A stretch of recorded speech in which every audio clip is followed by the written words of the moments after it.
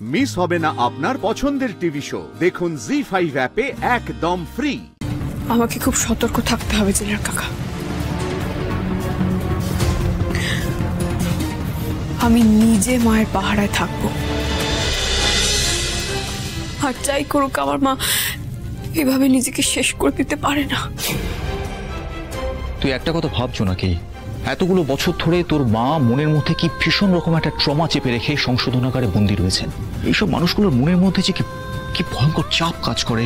আর particularly তোর মায়ের ক্ষেত্রে উনি তো কাউকে কিছু বলতেও পারতেন না, কিছু এক্সপ্রেসও করতে পারতেন না। আর এই মানুষগুলোর মধ্যে মাঝে মধ্যেই দেখা যায় যে একটা সুইসাইডাল টেন্ডেন্সি তৈরি হয়। এনাদেরকে বোঝাও তো সহজ নয় রেজো নাকি। আমি অন্যদের কথা বলতে পারবো না জেলার কাকা, কিন্তু আমার মাকে বুঝতে আমার একটুকু ভুল হয়নি।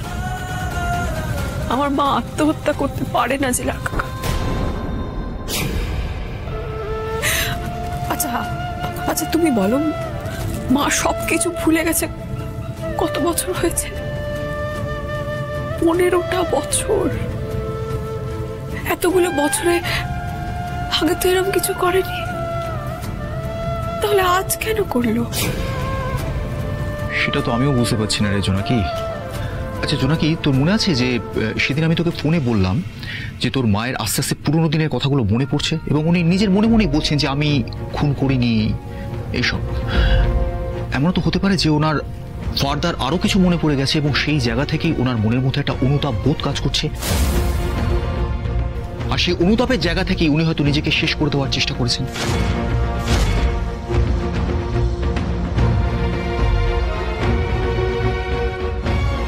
না না দেখো, মায়ের এতদিন তো কিছু মনে পড়েনি, তাই মাকে নিয়ে কোনো ভয় ছিল না। যে মাকে মারতে চাইছে সে হয়তো জানতে পেরে গেছে যে মায়ের সব সত্যিটা মনে পড়ছে। সে কিন্তু এখন আড়ালেই আছে জেলার কাকা।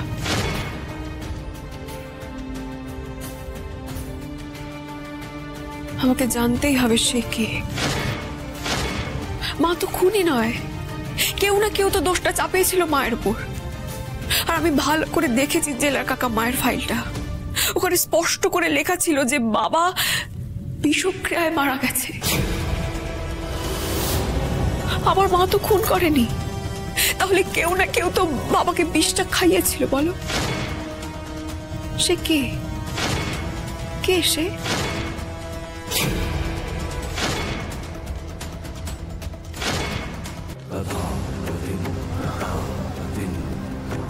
অব্র, এবার যা যা করতে হবে করে ফেল। ওই প্রতিমা বিশ্বাসের ডেথ সার্টিফিকেট আমি নিজের চোখে দেখতে চাই, কোনো ভুল যেন না হয়। Okay sir. মনে থাকে। চলো।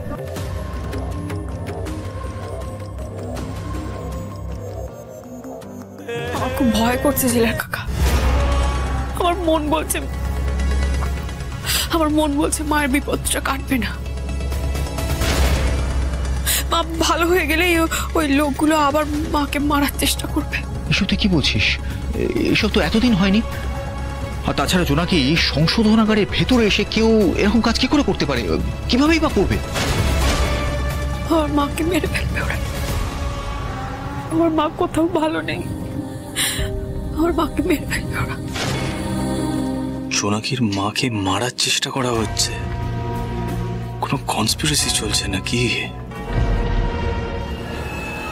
কাজটা যেন ঠিক মতন হয়, আর কাজটা আজকেই হতে হবে। কত কয়েকদিন মুখ বন্ধ করলাম রঘু স্যারের আশীর্বাদে। চিন্তা করবেন না, আপনি নিশ্চিন্তে বাড়ি যান। কাজটা আজকে রাতেই হয়ে যাবে। কাজটা হয়ে গেলেই কিন্তু আমাকে খবর দেবে। অবশ্যই দিয়ে দেবে। মা কোথাও নিরাপদ নয় জেলার কাকা। সংশোধনাগার, হাসপাতাল, কোথাও নিরাপদ না। আমার খুব ভয় হচ্ছে জেলার কাকা। আমি কোথায় নিয়ে যাব মাকে, বলো তো? জোনাকির মায়ের কেসটা আমাকে দেখতে হবে, কিন্তু তার আগে যেভাবেই হোক ওনার বেলের ব্যবস্থাটা করতে হবে। জোনাকি যা বলছে সেটা যদি সত্যি হয়, তাহলে সংশোধনাগারের এই হসপিটালে ওনাকে রাখাটা একদম ঠিক হবে না। লাইফ রিস্ক আছে ওনার, বাইরের কোথাও সেফলি রাখতে হবে, কোনো একটা ব্যবস্থা করতে হবে। কিন্তু আড়াল থেকে আমি এত বড় কাজটা করব কি করে? এত ভাবলে চলবে না, বেকার সময় নষ্ট হবে। লেটস গো, কালই একটা ব্যবস্থা করতে হবে।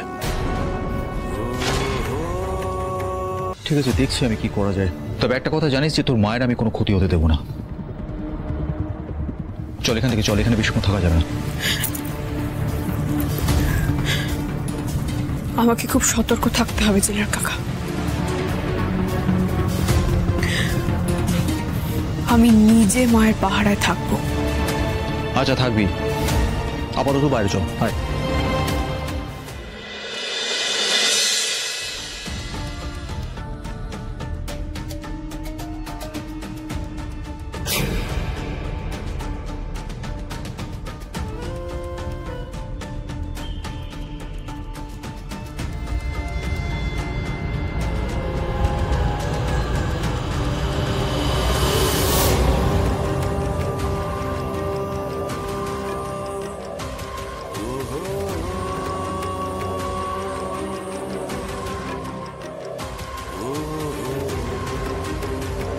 মনীষ, আমি কিন্তু তোমাকে আজকে ভালোভাবে বলতে এসেছি, একটা সামান্য অ্যালিমনির জন্য ডিভোর্সটাকে এইভাবে ঝুলিয়ে রাখতে তুমি পারো না। তোমাকে আমি ভালোভাবে বলতে এসেছি, সাইনটা করে দাও। ইশিকা ম্যাডাম এখানে? আমি তোমার সাথে কোনো কথা বলতে চাই না ইশিকা। শোনো, তুমি আমার লাইফটাকে জাস্ট হেল করে দিয়েছো। আর তোমার এত বড় সাহস হলো কেমন করে, হ্যাঁ, আমার কাজের জায়গায় এভাবে এখানে চলে আসার? Just get lost. Manish, Manish, ডিভোর্সটা তো তোমাকে দিতেই হবে উইথ অ্যালিমনি। আমি তোমাকে ছাড়বো না। আপনি বিবাহিত?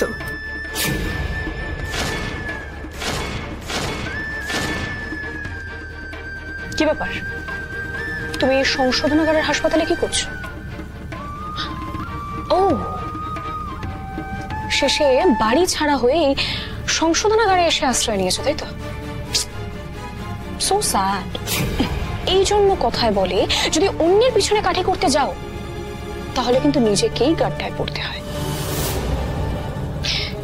কি সমস্ত থ্রেট যেন দিয়েছিলে তুমি আমাকে? 2 দিনের মধ্যে, এই 2 দিনের মধ্যে তুমি আমাকে শহর ছাড়া করবে, তাই তো? বেচারা, শেষে নিজেকে বাড়ি ছাড়া হয়ে রাস্তায় বসতে হলো। আপনি নিজের দিকটা ভাবুন ইশিকা ম্যাডাম।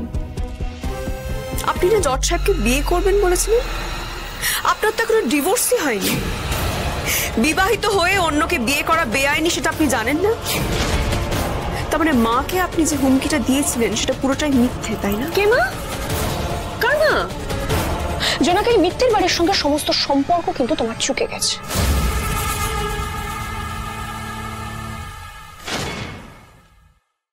জি5 ডাউনলোড করুন আর সব এপিসোড দেখুন একদম ফ্রি।